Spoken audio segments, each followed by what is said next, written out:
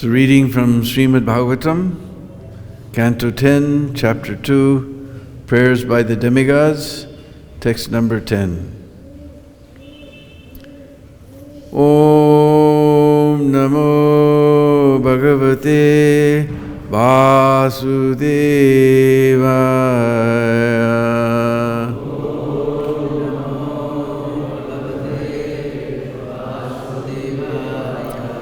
Om Namo Bhagavate Vasudevaya.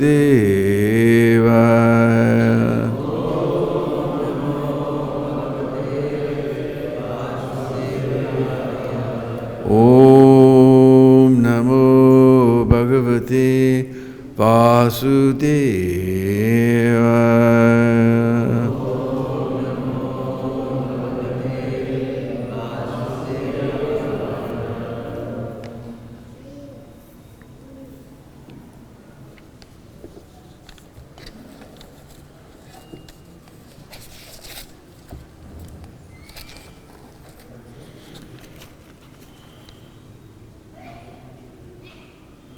Archisyanti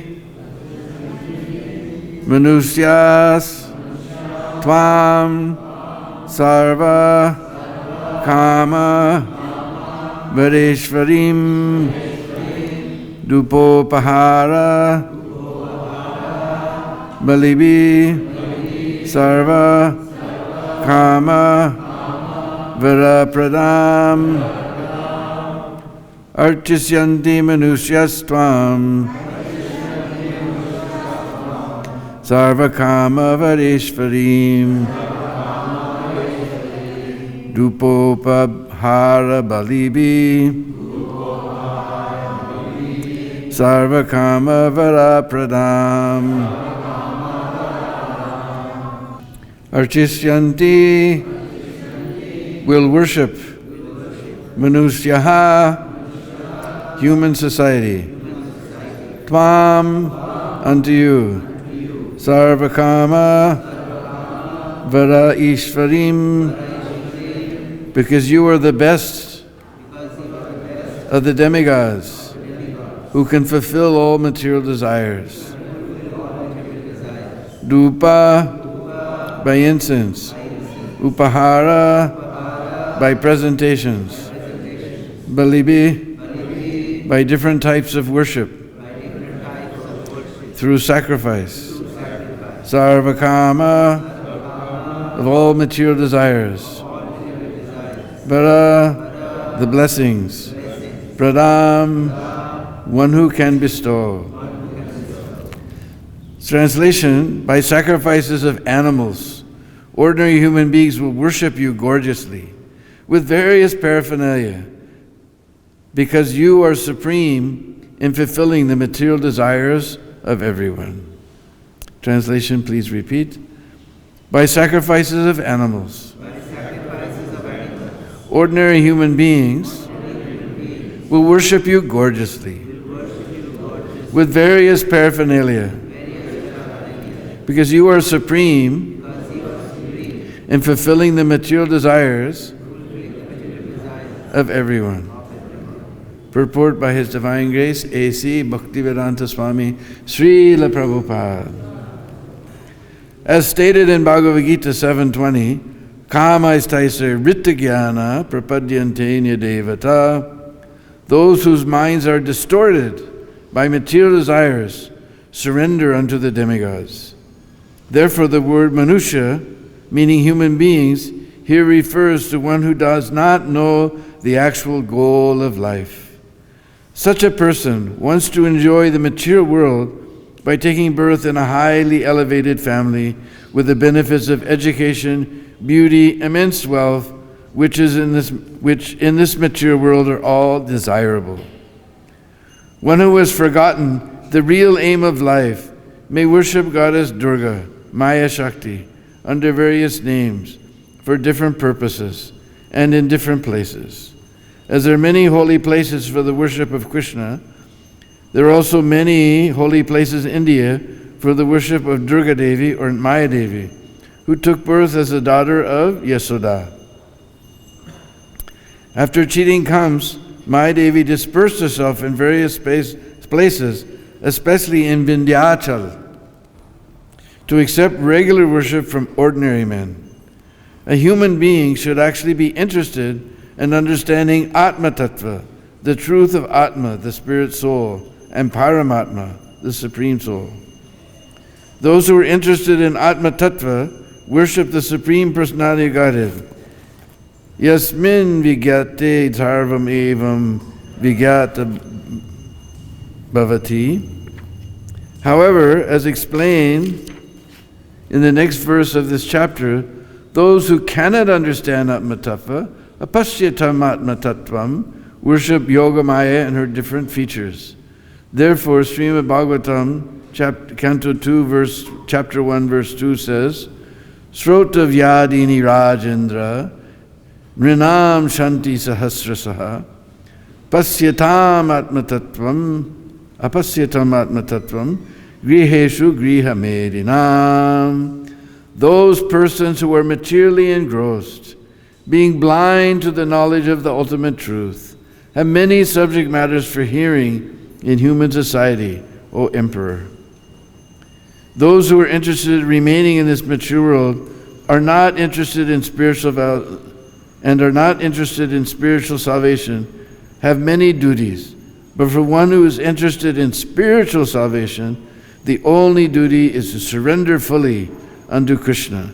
Sarvadharmam parityaja mamekam sharanam vraja. Such a person is not interested in material enjoyment.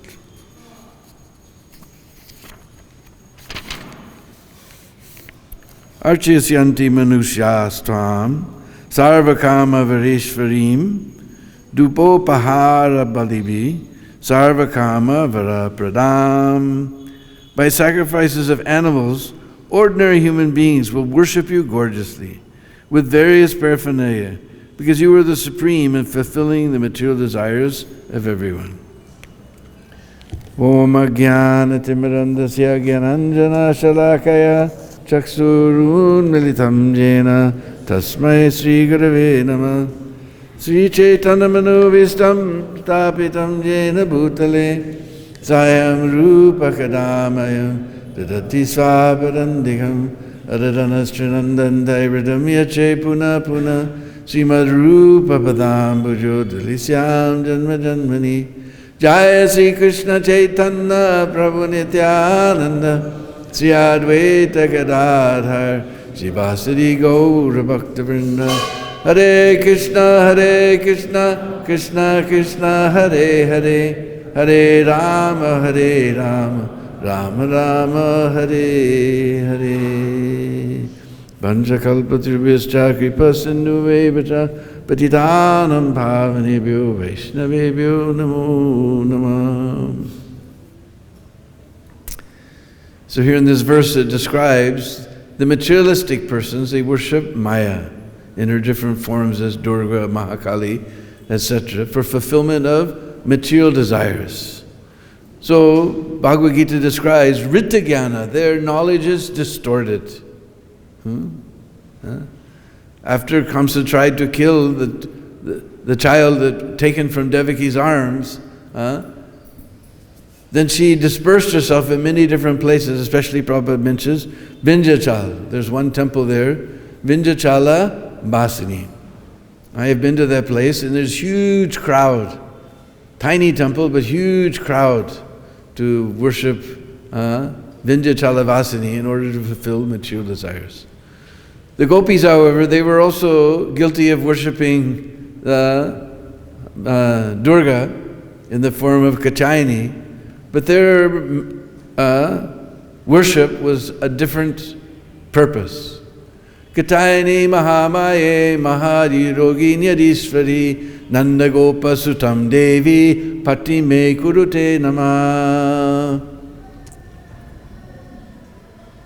That they worship Kachayani, Mahamaya, you are the supreme energy of the Lord. Mahayogi, and you're a great yogi. Adishvari, and you are the controller of this material world. Nanda Sutam, Nanda Gopa Sutam. Nanda Gopa means Nanda Baba.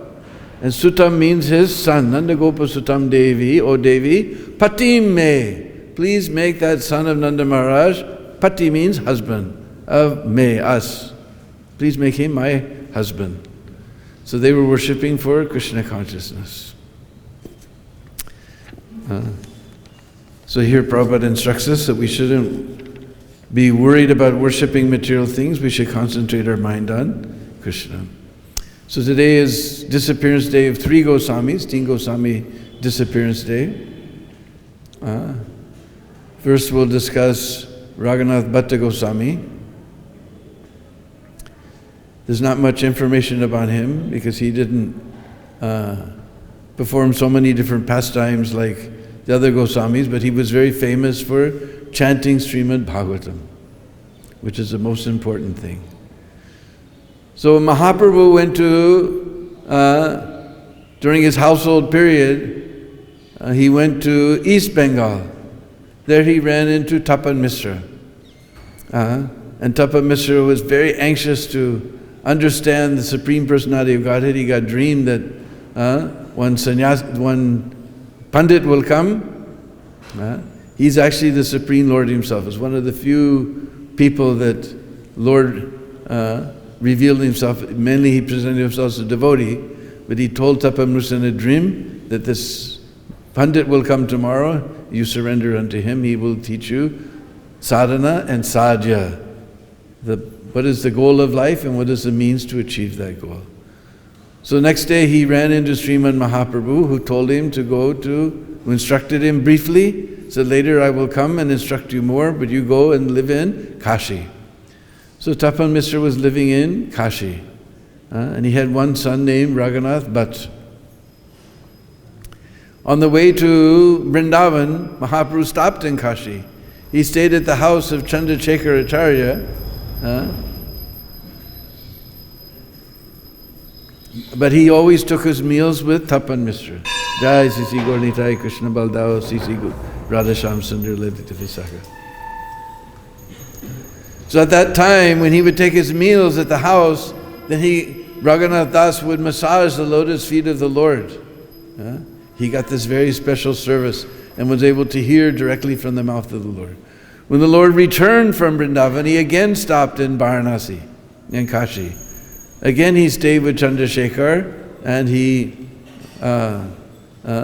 took his meals with Tapan Misra. And again Raghunath Bhatta Goswami got a chance to massage his lotus feet and hear directly from his mouth. Of course we know that time Mahaprabhu instructed Sanatana Goswami for 20 days on the Dvasaswamedha Ghat in Kashi. Then twice he was sent to Puri. His parents allowed him to go to Puri, and he stayed with Mahaprabhu for 8 months. And then later he got another opportunity, and he stayed with Mahaprabhu for 8 months. Then Mahaprabhu told him in Puri, you go to Vrindavan and stay with Rupa and Sanatan, and you study Srimad Bhagavatam very deeply, and you constantly read Srimad Bhagavatam. So he came here to Vrindavan and stayed with Rupa and Sanatan, and everybody was just like Gadadhar Pandit in Puri was always reciting Srimad Bhagavatam. So in Vrindavan, it was Raghunath Das Goswami was always reciting Srimad Bhagavatam with tears flowing from his eyes. And he knew Srimad Bhagavatam so well, each verse, he would chant each verse with 3 or 4 melodies. We have a hard time every time we come, we look at the verse and try to figure out which meter is this.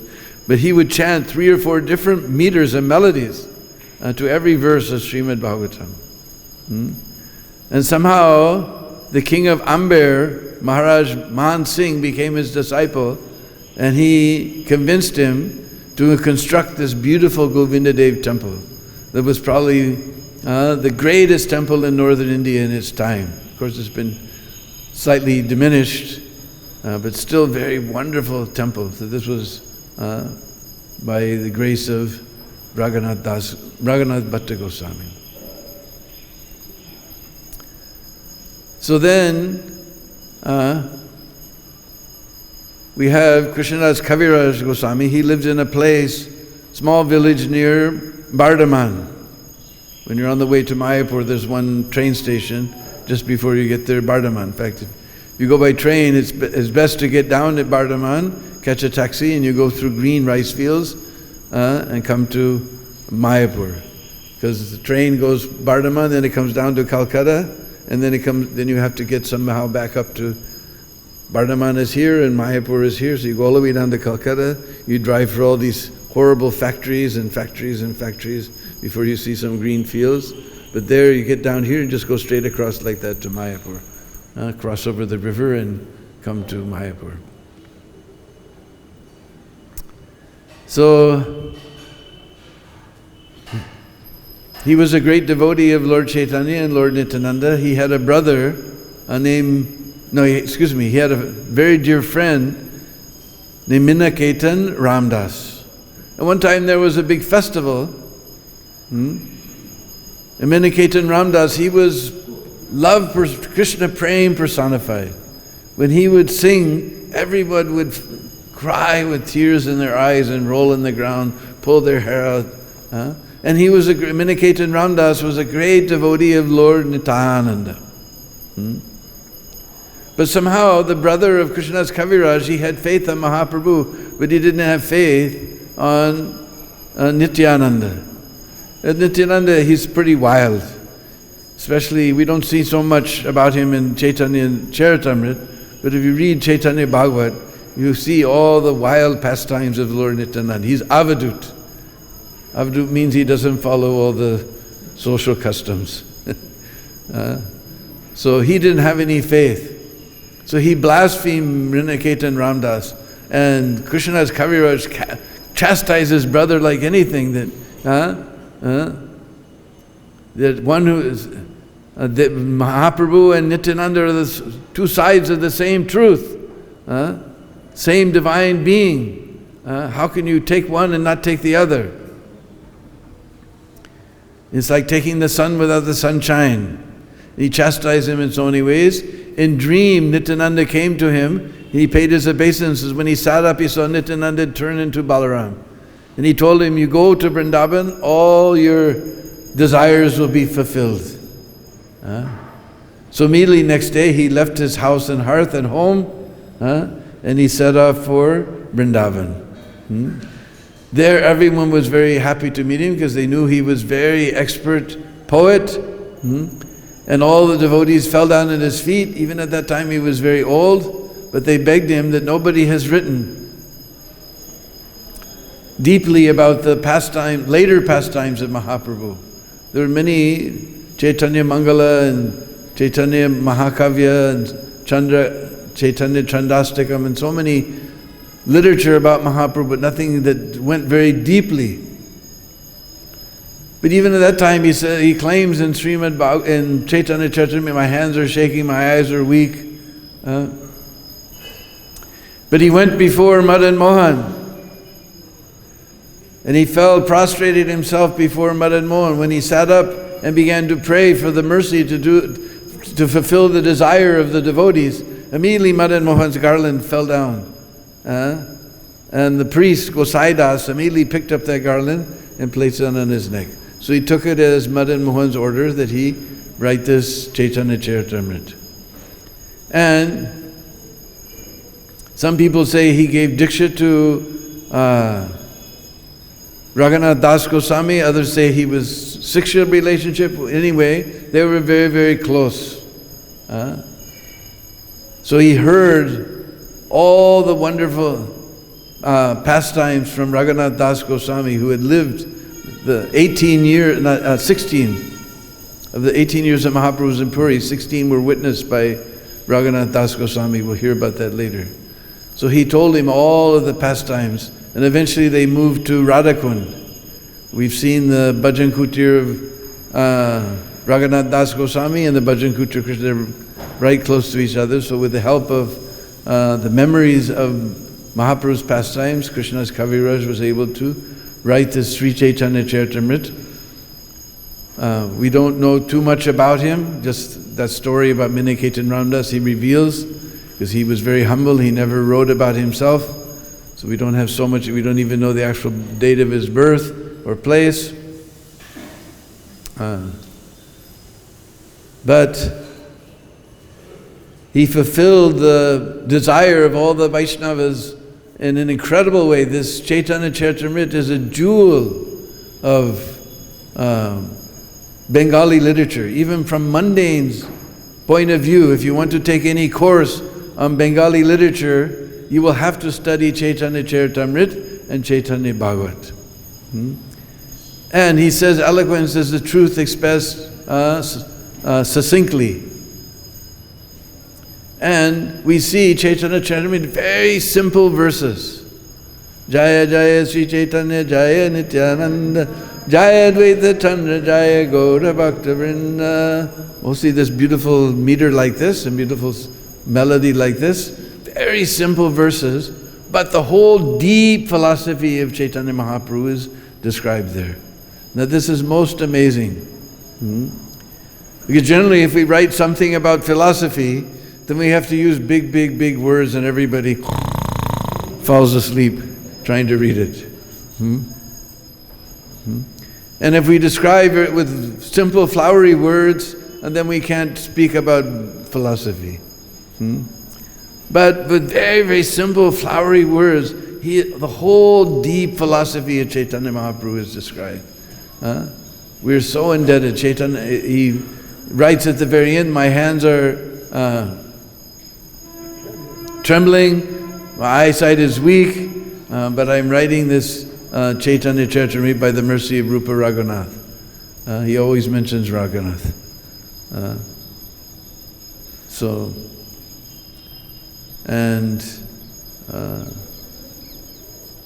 He lived there till the end of his days in Radhakund. His samadhi is there in Jiva Goswami's temple, Radha Damodar. We'll find the samadhi of Krishnadas Kaviraj Goswami there. So next we have Raghunath Das. You may have heard the word Saptagram. It's a very important village in Bengal. This was a favorite place of Lord Nityananda. Lord Nityananda came there. Just whoever he glanced at would immediately become ecstatic with love of Godhead. Just by his glance on any person. Lord Nityananda came there many times to Satyagram. So anyway, in Satyagram there was two brothers, Haranya and Govardhan, and they were vastly wealthy. The Nawab Hussain Shah, who was the Sultan at that time, he had appointed Haranya and Govardhan as the governors of that place, and they collected the taxes, revenue from that place, and many other ways they had making money. They used to collect 20 lakhs. Now this is that time when just a few annas which is just a tiny fraction of a rupee, you could buy a kilo of rice. And they were getting 20 lakhs, and 12 of that they remitted to the Sultan. 8 lakhs and other sources, they were gaining so much wealth. They were vastly wealthy. Now somehow Hiranya, he had no child, and Govardhan, he had one child, Raghunath. But from a young age, Raghunath showed no interest in materialistic affairs. Although Hiranya and Govardhan, they were devotees, but they were sakama, mixed with material desires. And they had great plans that since Hiranya had no child, and this was the only child, that he's going to take over the family business. And they tried to train him, but he showed very little interest. He was very expert, but he showed little interest in his education. He became more interested in Mahaprabhu and Nityananda. And the more he showed interest in spiritual life, the more the parents became frightened. Eventually they realized that he may run away. So they had hired so many guards. Somehow Saptagram got a thunderbolt on its head when they heard that Sri Chaitanya Mahaprabhu, Nimai Pandit had taken sannyas and become Sri Chaitanya, Sri Krishna Chaitanya. This was like a thunderbolt. And that he was headed toward Vrindavan. Then the news came that he was at Advaitacharya's house in Shantipur. So Raghunath begged permissions, and Vaitacharya had a very good relation with Hiranya and Govardhan. They were maintaining many Brahmins. They were the maintainers of many Brahmins. So they were very pious but materialistic. So since they had good relation with the Vaitacharya, they couldn't refuse. And Raghunath went there, he met Mahaprabhu, he fell down before Mahaprabhu. Thousands and thousands of people had come to see Mahaprabhu at Vaitacharya's house, but as soon as Mahaprabhu saw Raghunath Das paying his obeisance, immediately came and put his feet on his head. And he gave him so many nice spiritual instructions. When Raghunath came home, then he would just completely averse to taking any interest in the family business. He was just a madman, always chanting, ha ha Gauranga, ha ha Nityananda. Then the parents became even more frightened. They didn't know what to do with this man. They decided to get him married. They got him married to a beautiful girl, more beautiful than an apsara. But still he showed very little interest. Then, another time Mahaprabhu was on his way to Vrindavan, but said he went to Ramakeli and delivered Rupa and Sanatan. On his way back again he stopped at Vaitacharya's house, and again his parents couldn't refuse him, so they sent him with some guards to Vaitacharya's house. Again Mahaprabhu showed him great mercy, and he told him, don't be a madman. Just deal like you're a materialistic person, but within your heart remember me. Very soon you will get my mercy. He was always after the mercy of Lord Chaitanya. So when he returned home, then he appeared just like a materialistic person, always doing the business very well, doing the accounts very well, taking care of everything very expertly, and behaving, talking peacefully with his family members. He appeared just like a materialistic person, but when in his heart he was always waiting, when will he get the mercy of Lord Chaitanya? When will he get the mercy of Lord Chaitanya? Finally, Lord Nityananda came to Panihati. When Raghunath found out that Lord Nityananda is in Panihati, then he begged that wasn't far, it's right near Calcutta, so it wasn't so far from Saptagram. So Raghunath Das went there, and Lord Chaitanya was sitting under a banyan tree, which is still there. I've been to that place, with all his associates and many devotees. And Raghunath paid his obeisance from a far distance. And Mukunda Datta said, there's Raghunath, paying his obeisance from afar. Lord Nityananda came there and touched his feet on his head and said, why are you staying far away? You're a thief. I'm going to punish you. So Raghunath said, whatever punishment I'm ready to accept. He said, yes, there's many thousands of people here. You perform a chira dahi utsav, this flat rice mixed with dahi, yogurt. So Raghunath, he had opulence greater than the king of heaven, immediately ordered so much chira and so much dahi and so much condensed milk and thousands of clay pots. And people, when they heard about the Chira Dahi Utsav of Raghunath Das Goswami, immediately they appeared from everywhere. So then Raghunath had to go, and he had to go to the next village, and then all the villagers from other villages would bring all their stock of yogurt and chipped rice and milk, and gradually everyone, in fact the whole bank of the Ganga was completely covered with people. There was no space. Some people climbed the tree, the banyan tree, to eat their chirada. Somebody were sitting in the water of the Ganga. And there was a special plate beside Lord Nityananda. No one was sitting there, but Lord Nityananda, by his meditation, he brought Mahaprabhu there. Only most fortunate souls could see. And he took Mahaprabhu, and they went through the pilgrims, and Mahaprabhu would grab some chir rice from somebody's pot and put it in Nityananda's mouth. Nityananda would take some from somebody else's plate and put it in Lord Chaitanya's mouth. In this way, only those who were very fortunate could see. Everyone couldn't figure out what was going on. Then they sat down, had a huge feast. And then Nityananda called Raghunath to the platform, and he had Chaitanya Mahaprabhu place his lotus feet on Raghunath Das Goswami's head, because if we want to get the mercy of Lord Chaitanya, first we have to go through Lord Nityananda. This was the lesson to be learned from this whole pastime. He tried in so many ways, but he was unable to go directly. But when he got mercy of Lord Nityananda, immediately got Mahaprabhu's mercy.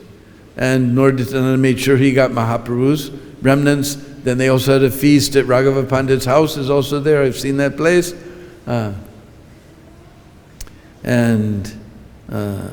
Again, he got the remnants.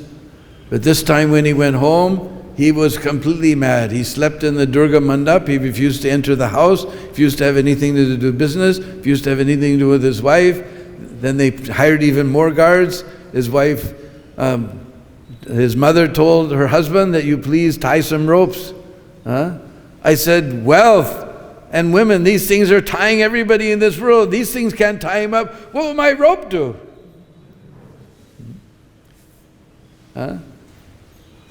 So they had gotten him officially initiated by Yadunandan Acharya, who had his temple nearby. So one night, Raghunath Das was chanting, and just before dawn, Yadunandan Acharya came and said that my pujari got angry and he left his service.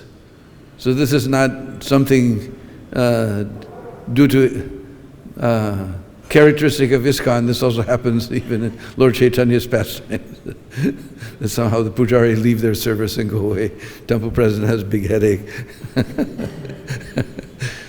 So also this time, Yadunandan, his pujari had argument. He left his service. He said, somehow or other, only you can convince me to return to his service.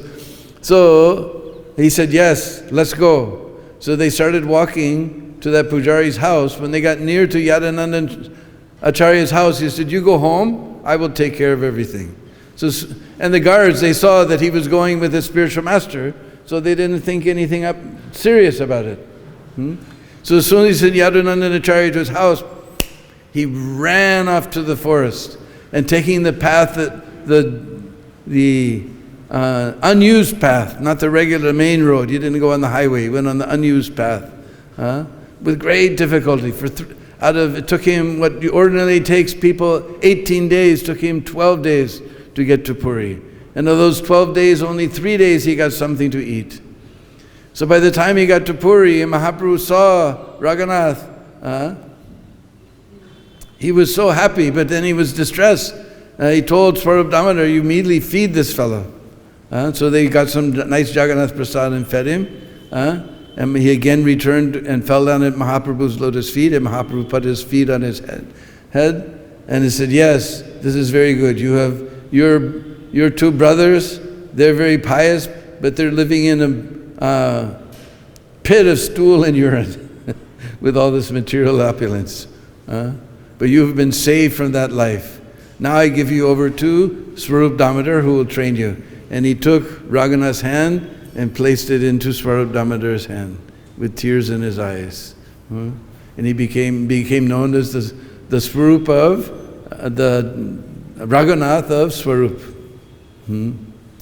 Still one day, he asked Swarup Damodar, you tell the Lord that I want some personal instruction. So Swarup Damodar told Mahaprabhu that he's asking for some personal instruction. And Mahaprabhu said, I've already given you over to Swarup. But anyway, since you're asking, he told him, I'll tell you, Gramya kata na sunebe, Gramya bharta na karibe, balo na kabe, balo na paribe. He said, don't listen to village politics, just like everybody all day long, whether wet stool or dry stool, everybody's fighting which one to vote for.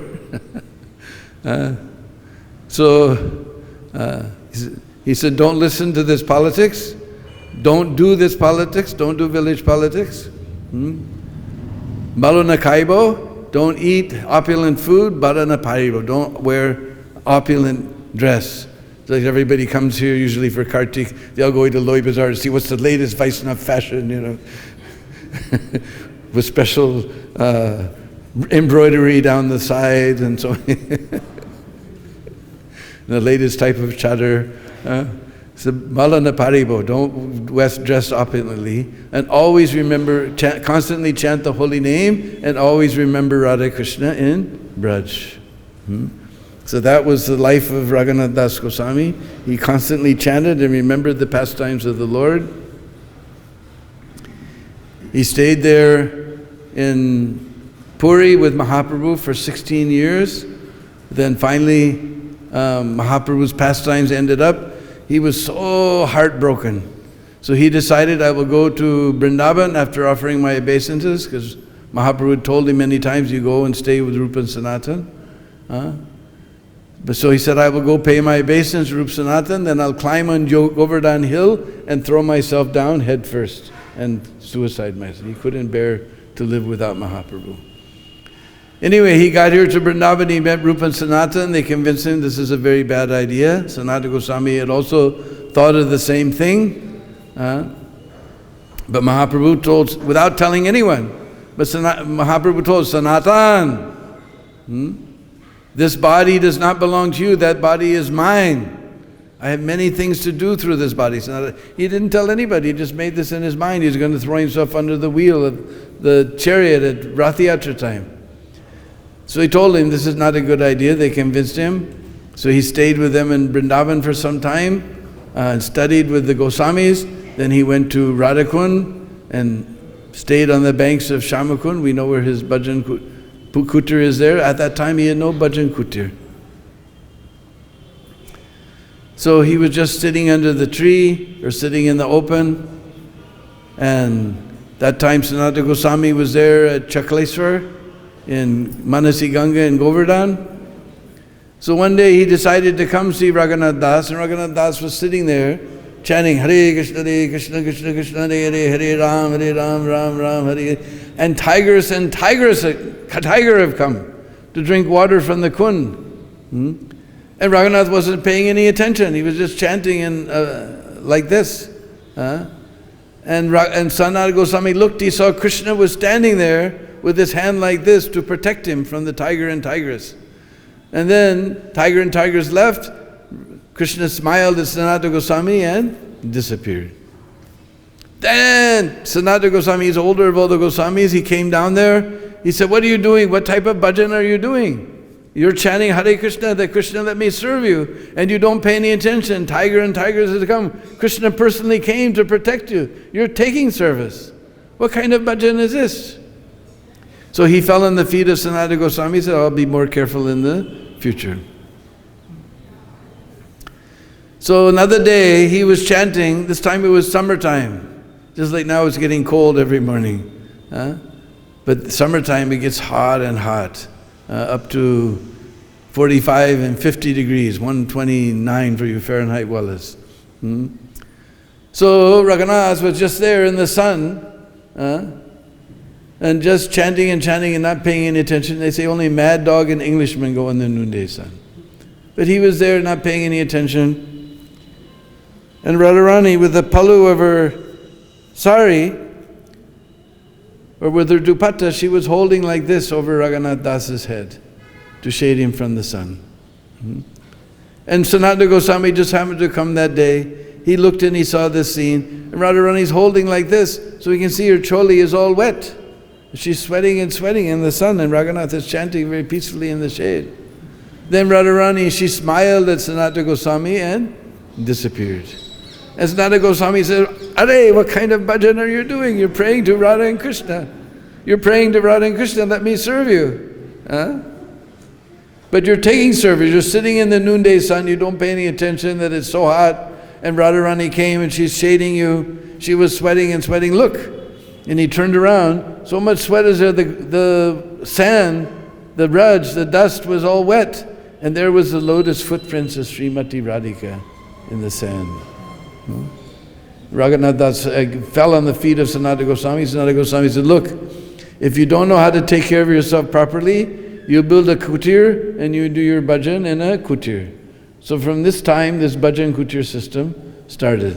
And Raghunath Das, He was so austere. Even in Puri, he started his austerity. We first came, he was staying with Mahaprabhu.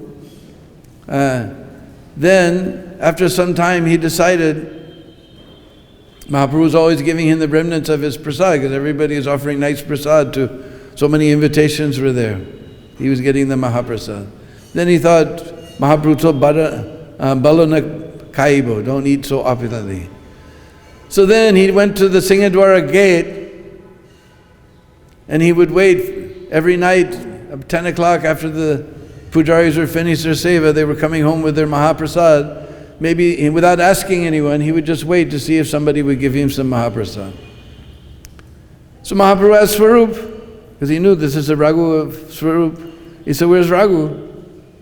He's not coming for prasad anymore. He said, no, he stands by Singadwara gate and waits for someone to give him something. So Mahaprabhu, oh, this is very good. Then the news got to Saptagram about Raghunath's great austerities. They became so upset.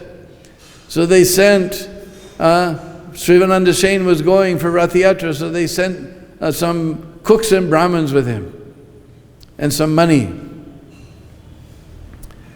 So Raghunath Das said, all right, so then he didn't take that money himself, he kept it with the guards who came. But with that money, he would invite Mahaprabhu and his associates and feed them. And this went on for 2 years. After 2 years, he stopped inviting. He began to think, this money is coming from materialistic people. Mahaprabhu, out of his politeness, he doesn't make any objection, he's eating, but if we eat from materialistic people, our consciousness will be disturbed and our bhajan will be disturbed. So when no more invitations came and he asked Swarup, he said, oh, this is what's happening. So how is he eating? So now he goes to the free kshetra. They have, just like we have our food for life, they have several places. Oh my goodness. There's so many stories about Raghunath. Anyway, he was going to the free food distribution, sitting with the beggars. The people of Puri, their hearts broke. They realized this is the son of the governor of Saptagram. He's sitting with the beggars. When Mahaprabhu heard, he said, this is very good. After some time, Mahaprabhu noticed that he's not sitting there anymore. He said, where's Swarup? He said, now he was thinking that rich people with so many material desires are paying for these kshetras to give out food. I'm eating that food. So whatever Mahaprasad is left over, if they sell it in an bazaar, it's gone bad, then they throw it to the cows. Whatever the cows won't eat, Raghunath is taking that prasadam, going to the ocean, washing it 10 times, and whatever good part is still left inside, he takes a little bit of salt. This was his sense gratification, salt. He mixes with a little salt and eats that. Then Mahaprabhu ran there to the ocean. He said, Raghu, you're having feast, you didn't invite me. And he went to take some. Raghunath tried to stop him. And he immediately took a morsel. He said, this is so nice. He went to take some more. Swarup Damodar's. So what are you doing? I have eaten so much prasad in my life, but never anything that tasted like this. This was the renunciation of Raghunath. But that renunciation stayed in Radhakund. He was taking only a little bit of chach, buttermilk. After you churn the yogurt into butter, then you get this nice stuff called chach, buttermilk, real buttermilk, not like we get in the store. And just one little leaf dona. In fact, his servant, Bihari Das, he was worried. So one day he found the same tree from which they make this sal tree, he found it had a big leaf, so he made a big leaf cup. So he brought it to Raghunath Das Goswami. Raghunath Das looked at this leaf cup with great curiosity, like a little child. You know, he's seeing this new thing, big leaf cup dona. Just like a little child. Just like one time in Los Angeles, we gave Prabhupada one of those umbrellas that you push the button and boop, boop, it opens up, and then you push it into the ground like that, click, click, it folds up. So Prabhupada, just like a little child, he was going boop, boop. then folding it up. Boop. So Raghunath, just like a little child, he was singing. He said, Bihari Das, where you got this leaf? He said, well, I was the other day in Sakistali, and I saw this big leaf, so I made the... Sakistali, that's the place of Chandravali. He threw that leaf on the ground, that buttermilk on the ground. He said, that is the place of Chandravali. If you ever bring anything from that place, then I will fast to death. He was the Ananya Bhakta of Srimati Radharani. So anyway, we've run out of time, but so many wonderful pastimes as there, Raghunath Das Goswami, and so many wonderful books, Stavavali and Mukta Charitra and Danakeli Chintamani, so many wonderful books he's written. Very, very, the way Raghunath writes about Radharani, hardly anybody can write like him, so beautiful verses he's written. So he stayed there at Radhakund till the end of his life, and his bhajan kutir and Samadhi Mandir is nearby. And then we have Teen Goswami Samadhi, Puspa Samadhi, which has been just yesterday, our Paramananda Baba, our little Filipino Babaji, he told me that now the Teen Goswami Samadhi, he puts carved stone and made very beautiful temple there. Raghunath Das Goswami's Bhajan Kutir and Viswanath Chakra, he told me now everything is finished. There's feast today there at around 12 o'clock. If anybody wants to go, we're not making any arrangements this year, but except we made arrangements for the feast. Vrindavan has paid for the feast. If anybody wants to make your way to Radhakund, to Krishna's Kaviraj's Bhajan Kutir, around noon there'll be a wonderful feast. Sri Raghunath Das Goswami ki, Sri Raghunath Bhatta Goswami ki, Sri Krishna's Kaviraj Goswami ki.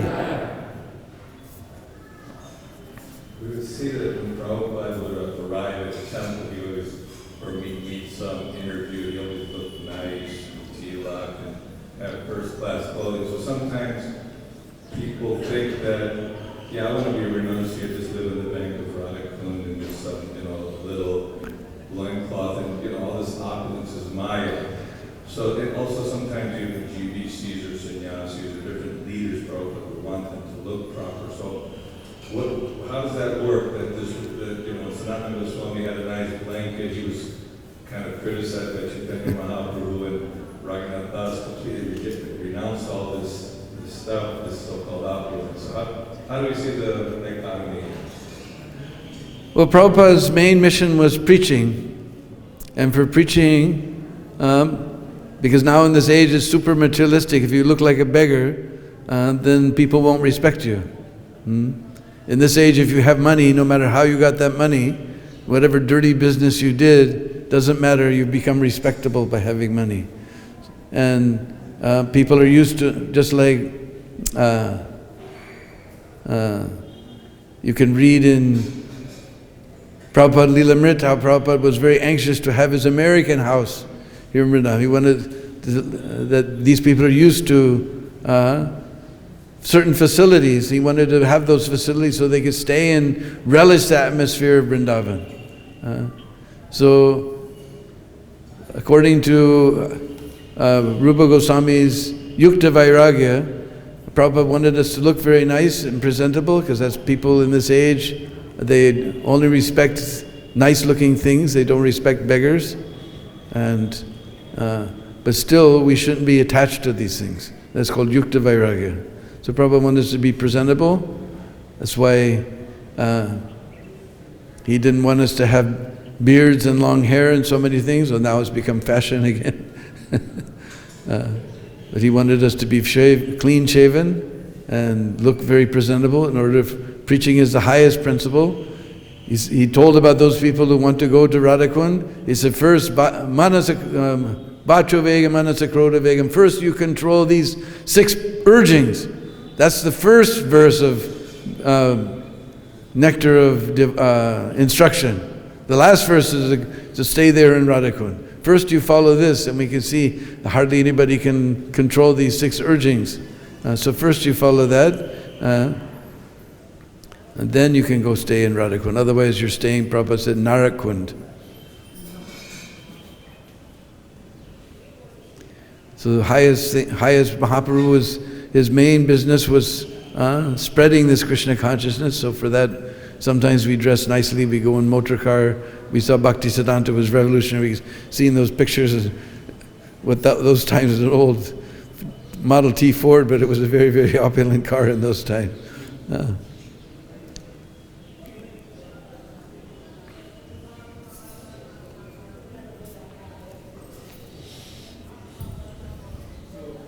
three Goswamis, they left the planet on the same tithi, but on different years. Yeah. So you don't know how many years apart those were? I don't remember.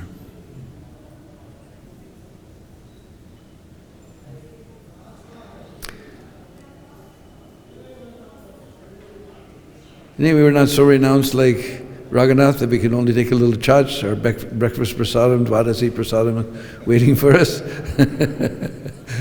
But Raghunath's bhajan was like, his rules and regulations are like lines on a rock. It's like if you see lines on a rock, you can rub it, you can polish it, they'll never go away. Not like us, we think, oh, we went to that preaching program last night, we came back at 12, we won't go to Mangalarti this morning. No, Raghunath's lines, bhajan was like lines on a rock. Sri Raghunath Das Goswami Prabhu ki, Divine Grace Srila Prabhupada ki, oh Premanande.